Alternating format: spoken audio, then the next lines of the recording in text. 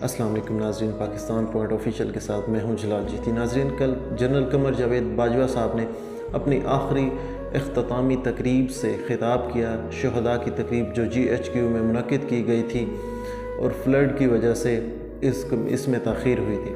General Qamar Javed Bajwa صاحب نے جہاں پر شہداء کے ورثاء کو خراج عقیدت پیش کیا، وہیں پر کچھ سیاسی عناصر کے بارے میں بھی بات کی، جس میں انہوں نے کافی سارے لوگوں پر تنقید بھی کی۔ انہوں نے کسی کا نام تو نہیں لیا، لیکن ڈھکے چھپے الفاظوں میں انہوں نے بہت کچھ ایسا کہہ ڈالا جو 75 سال سے ہم سنتے آ رہے ہیں۔ جنرل قمر جاوید باجوہ صاحب کا جو مین لب لباب تھا وہ یہ تھا کہ فوج کبھی بھی ذاتی طور پر انٹرسٹ نہیں لیتی پاکستان کی سیاست میں۔ اگر دیکھا جائے پاکستان کی 75 سالہ تاریخ، تو 4 دفعہ پاکستانی فوج نے پاکستان پر قبضہ کیا۔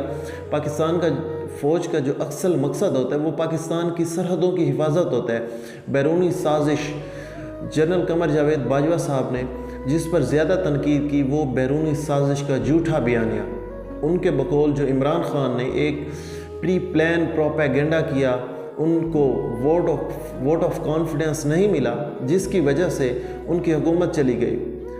اب سب پولیٹیشنز اس بات پر متفق تھے پاکستان تحریک انصاف کے کہ ہماری جو حکومت ہے وہ بیرونی سازش سے گھری ہے، لیکن قمر جاوید باجوہ صاحب آج بھی اس بات پر متفق ہیں کہ کوئی بیرونی سازش نہیں ہوئی، بلکہ انہوں نے یہاں تک کہا کہ اگر بیرونی سازش ہوتی ہے کہ آپ یہ سمجھتے ہیں کہ ہماری فوج سوئی ہوئی تھی، یا اس طرح سے ایسے کیسے ہو سکتا ہے کہ بیرونی سازش ہو اور پاکستان کی ایجنسیز کو پتہ بھی نہ چلے۔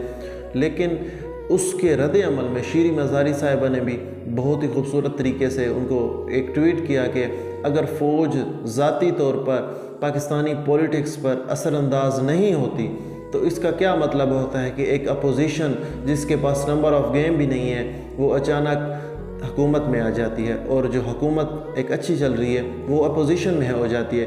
لیکن اور شیریں مزاری صاحبہ نے ایک سخت جملہ بھی اس میں کہا کہ زیادہ تنقید کرنا بھی مناسب نہیں ہے، کیونکہ اس کے بعد پھر پکڑ دھکڑ اور یہاں تک کہ کپڑے بھی اتارے جا سکتے ہیں۔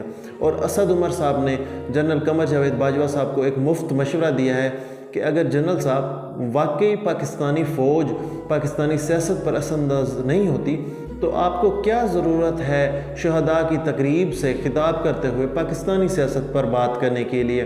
اس کے بعد یہ اگر ہم 75 سالہ تاریخ دیکھیں تو یقیناً فوج ایسے کہتی آ رہی ہے اور ہمیشہ یہ ذاتی طور پر اثر انداز ہوتے آئے ہیں پاکستان کی پولیٹکس پر۔ میں انہی الفاظ سے اجازت چاہوں گا۔ میری عرض پاک پہ اترے وہ فصل گل جسے اندیشہ زوال نہ ہو، یہاں جو پھول کھلے وہ کھلا رہے صدیوں، خاک گزرنے کی مجال نہ ہو۔ پاکستان زندہ باد۔